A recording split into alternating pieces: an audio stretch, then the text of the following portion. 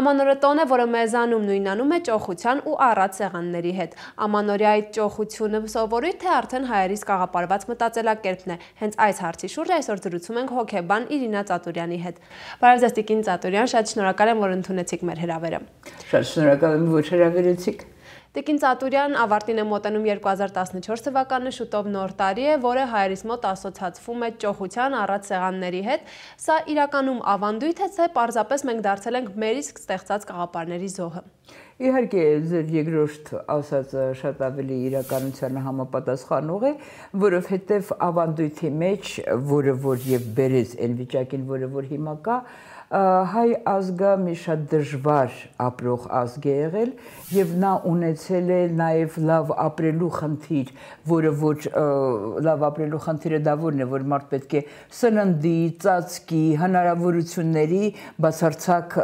լավ վիճակ պետք է ունենա եւ դժբախտաբար մենք մեր պատմության մեջ այդ պերմանենտ սովը, որը որ մենք կրել ենք, հիմա այս վերջի տարիների մեջ, երբ որ մենք արդեն ունենք հնարավորություն այդ ճոխ սեղանները գցելու, մենք դա անընդհատ գցում ենք եւ համասում ենք, որ պետք չի, համել համենայն դեպս դա անում ենք։ Դա այն մեր պատմության, մեր էթնոհոգեբանության ըստ իս դա արձագանքն է։ Դուք ասում եք, որ տարվա ընթացքում որոշում են, որ պետք չէ այդ սեղանները այդքան ճոխ լինեն, սակայն տարեվերջին բոլորի տանը տեսնում ենք գրեթե նույն ճոխություն է։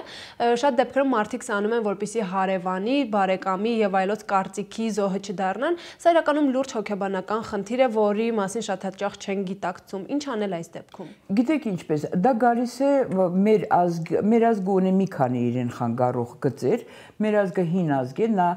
ոնց որ ցանկացած հին ազգը, իսկ հին ազգերը շատ չեն, ոնց որ ունի շատ իրեն օգնող գծեր, նաեւ ունի խանգարող գծեր։ Մենք ունենք գծեր, որոնք մեզ հարատևում են, մենք դարերի մեջ անընդհատ մնում ենք, էդ էլ է, չէ՞, հետաքրքիր, ոչ ոք դրա մասին չգիտես ինչի չի խոսում։ Մենք բարձր անընդհատ ուզում ենք խոսել մեր բացասական գծերի մասին եւ բրավո մենք, որովհետեւ բացասական գծերը վերացնելով հանդերձ մենք ել ավելի ունենք հնարավորություն առաջ գնալու։ Վերադառնալով ձեր հարցին, ես պետք է պատասխանեմ, որ այո, մենք ունենք բարդույթներ կարծիքներից կախված լինելու։ Այսինքն, եթե մեր մոտ, տեսեք, մենք ինչ ենք ասում, մենք ասում ենք ամոթ է, բա որ տուն մարդ կա, բա մի բան դեմը չդնեմ, իսկ այդ մի բանը դառնում է հարցանակի սեղանից ավելի ճոխ սեղան իր համենայն դեպս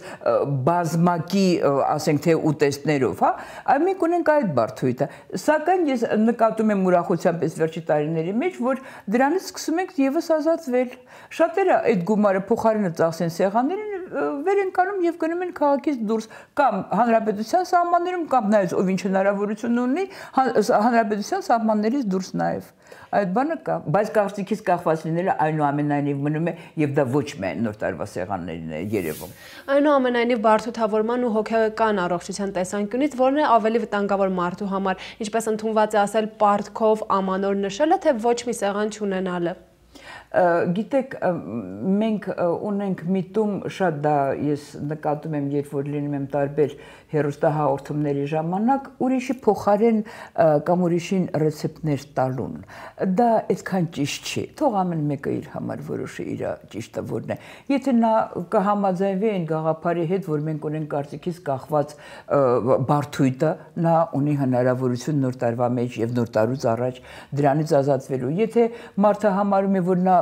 ուրիշ բարդույթներ եւս ունի, նա էլի ունի իրան վերանայելու եւ ազատվելու այդ բարդույթներից, որովհետեւ գիտեք, այսպեսի շատ հետաքրքիր բան կա։ Մենք բոլորս սխալական ենք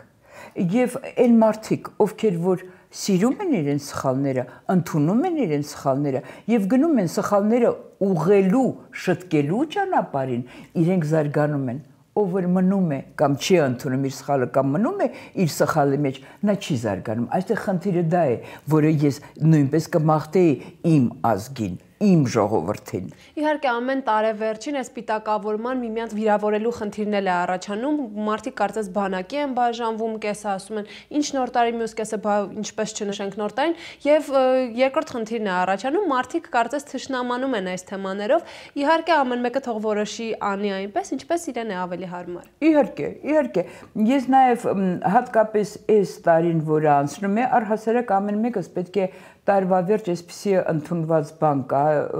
շատ զարգացած երկրներում եւ զարգացած մարդիկ այդ բանը անում են մի հատ նայում են նա ինչ է արել անցյալ տարում նայում է որն է լավ ստացվել որը այդքան լավ չի ստացվել որը բոլորովին չի ստացվել եւ դրա վրա հիմնվելով ծրագրի նման մի բան է իր համար պարզում եկող տարի նա ինչ պետք է անի եւ ոնց պետք է անի դա շատ կարեւոր էլի վարժանքի նման վարժության նման մի բան է որը մենք բոլորս եթե սկսենք կիրառել մենք կտեսնենք որտեղ ենք մենք թերասել եւ որտեղ ենք մենք եղել շատ լավ է մեր մոստացվել թերանալ ուրեմն արդեն մենք ասում ենք որ եկող տարի մենք դա կարող ենք փոխել իսկ եթե լավ է ստացել մենք մեզ գովում ենք ու երբ որ մենք մեզ գովում ենք իսկ դրանից մեզ բավարարվածություն մարդ չի կարող ստանալ մեզ էլ ուրիշի կարծիքը պետք չի տեսեք այն հարցին մենք վերադարձանք Այնուամենայնիվ Տիկին Ծատուրյան հետաքրքիր է մենք հայերս այդքան քաջություն չունենք որպեսզի ամանորը որպես տամոքսի տոն չընկալենք Չէ, մենք ունենք եւ ասում եմ, ըստ էս ինքը այնուամենայնիվ փոխվում է այդ մի բանը եւ ինքը դեռ դժվար կփոխվի, լրիվ չի, դա դուրս գա եւ դա դեռ կմնա իմ շատ համեստ պրոգնոզներով, հա, ինչքան որ ես ճանաչում եմ, գիտեմ, գիտակցում եմ իմ ազգը, գիտեք, եւ դա նաեւ, գիտեք, ինչ մի բան կա, ինչքան էլ մենք ասենք եւ խոսենք անձի մարդու ընտրության հետ մենք ոչ մի բան չենք կարող անել Յուրաքանչյուր ինքնավորոշողը Դա գիտեք ոնց մենք չենք կարող որևէ մեկի անդրությանը ասենք թե ազդել եւ հետո էլ օրինակի համար մենք ունենք ինչի է նաեւ այդ սեղանները բացի ամեն ինչից այն ինչը որ մենք ասեցինք հա որ մենք ունեցել ենք դարերի վեր սոված լինելու խնդիր այդ տեսեք նոր տարին այդ են տոնն է երբ որ փոքրերը գալիս են մեծերին պետք է սեղան գծված լինի երբ որ գալիս են հարգում են նախորդ տարվա հանգուցյալներին, տեսեք այդպես մի բան կա, էլի սեղանի շուրջն են հավաքում եւ արդյունքում կա տրադիցիա սեղանի շուրջը շատ հարցեր է լուծելու եւ հավաքվելու նաեւ մենք անպայման շատ խիստ ու շատ սուր կարող ենք դրան չնայել, էլի թողնելով մարդու ընտրությանը։ Գիտեք, ստացվում է որ մենք ինչ որ բաներ ենք թելադրում, բայց մեր թելադրանքն էլ պետք է շատ մենք գուցե պետք է, գիտեք, առաջարկի ձևով դա ասենք, ոչ թե ասենք, «Էս ճիշտ է կամ այն սխալ է»։ Եվ դա ինձ չի թվում, որ դա կբերի դրական արդյունքի։ Տիկին Ծատուրյան, կուզեմ լսել նաև ձեր խորհուրդը հայ կանանց, որովհետև ամանորյա թոհուբոհում կարծես թե ամենատանջվածը հենց հայ կանայք են, ու շատ հաճախ տպավորություն է ստեղծվում, որ ամանորյա այդ տոնական օրերը հենց տղամարդկանց տոներն են։ Շատ լավ հարց եք տալիս, մեր մոտ նույնիսկ մարտի 8-ն է տղամարդկանց տոն այդ առումով, երբ որ կինը էլի նույն ձևով սեղան է գցում եւ պատրաստում է, չնայած մարտի 8-ին ոչինչ, մեկ-մեկ արդեն ռեստորանել են գնում։ Այո, այդ պահը կա, որովհետեւ գիտեք, այստեղ գալիս է շատ լավ, ես շատ սիրում եմ կանանց վերաբերվող կանանց հիմնահարցերին վերաբերվող հարցեր, որովհետեւ իսկապես մենք շատ մեծ դաշտ ունենք բաց թողնված հայ կնոջ կերպարի ուսումնասիրության մեկ եւ օգնության երկուս։ Ուրեմն տեսեք մեր հասարակության մեջ լավ կինը համարվում է այդ զոհ կերպար կրող կինը, այսինքն այն կինը, որը անում է, թափում է, լվանում է, դասապարապում է, որը որ սեղանները գցում է, շուկաներից ինքնուրույն ապրանքները բերում է եւ այլն եւ այլն։ Դա հասարակությունը այդ կնոջն է համարում լավը։ Այն կինը, որը ասենք թե կգնա կիսաֆաբրիկատ կառնի, կբերի սեղանը դրանով կկառուցի եւ կգցի, դա արդեն մեր հասարակության մեջ շատ լավ այնուամենայնիվ այսօր դեռ լավ չի դիտվում։ Այո, եւ դա չի ընդունում։ Դրա համար էլ այն կանայք, ովքեր էլի կարծիքից կախված են եւ ուզում են պահանջ ունեն գնահատականների դրսից, ոչ թե սեփական գնահատականը ձևավորելու ճանապարհից, ապա այդ կանայք էլ ամեն ինչ անում են այդպես, որ իրենց գովան, իրենց կենացը խմեն, դա իրենց համար լինում է շատ կարևոր եւ ես ուզում եմ իհարկե մեր բոլոր կանանց կոչ անել, որ իրենք նաեւ ունեն հնարավորություն 15 թվականին փոփոխության գնալու, փոխվելու եւ հասկանալու, որ ընտանիքին պետք է առողջ եւ իրեն հետեւող մամա եւ կին, ոչ թե աղախին, որովհետեւ նա կարող է աղախն ու գործ անել, բայց աղախին չդառնալ։ Այստեղ այդ է խնդիրը եւ դրա համար ոչինչ թող 2 հատ սալատ էլ պակաս կտրտած լինի թող այդ կինը գնա Վարշավիրանոց իրեն կարգի բերի եւ իրեն շատ ավելի կսիրեն եւ կհարգեն, քան երբ որ սեղանը գցած լինի։ Իհարկե եւս լավ չի նայվում այնքինը, որը միայն զարդարվելուն է գնում, որը ոչ մի բան չի անում, չէ՞։ Պետք է լինի երկուսը մեկում։ Ոսկի միջինը դա մի շատ լավ բան է ոսկի միջինը։ Հասկանալի է, Տիկին Ծատուրյան, եւ արդեն հաղորդման ավարտին կցանկանայի լսել ձեր, այսպես ասած, սպասելիքը 2015 թվականից զուտ հոգեբանական տեսանկյունից, որոնք են այն հիմնական ցավալի խնդիրը, որոնք դուք կուզեիք, որ հայերը թողնեն 2014-ում եւ առանց այդ խնդիրների թեւակոխեն 2015 թվական։ Գիտեք, ես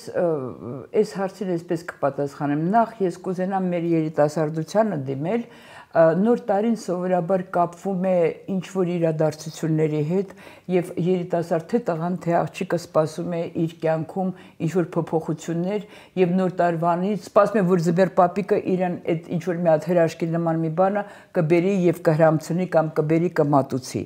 Շատ հաճախ արդեն նոր տարին ավարտել, երբ որ տոները անցնում են եւ երբ որ այդ երիտասարդները չեն ստացած լինում, հասկանալի է ինչի մասին խոսքը, երբ որ նա ուզում է թե տղան թե աղջիկը, որ իր սիրած էակը ինչ որ կամ առաջարկություն անի կամ միասին հանդիպեն կամ դուրս գան եւ եթե դա չի լինում, ուրեմն երիտասարդը պետք է բոլորովին դրանից չտխրի, հասկանա, որ սա էտապ է իր կյանքում եւ նա պետք է վերանայի իր հայացքները եւ հասկանա, որ երևի նա այս ասպարեզում կամ այդ տղայի կամ աղջիկի հետ իրեն ճիշտ չի դրսևորել, դրա համար համապատասխանը չի ստացել։ Հիմա ուզում եմ իմ խոսքը դա ամենացավոտ սուր բանն է լինում սովորաբար երիտասարդի համար։ Միջին տարիքի մարդկանց, ովքեր որ մենք ունեցանք շատ ծանր վերջի նոր տարվա օրեր, երբ որ այդ արտաժույթը, այդ բոլոր բաները տեղի ունեցան, մենք ունենք շատ լավ երկ ձախորդ օրերը կուգան ու կերթան։ Մենք պետք է հասկանանք, որ այդ ձախորդ օրեր նա եկավ եւ գնաց եւ սրանից հետո մենք համապատասխան ձևով էլի ինչը մենք կարող ենք շտկել եւ ինչը կարող ենք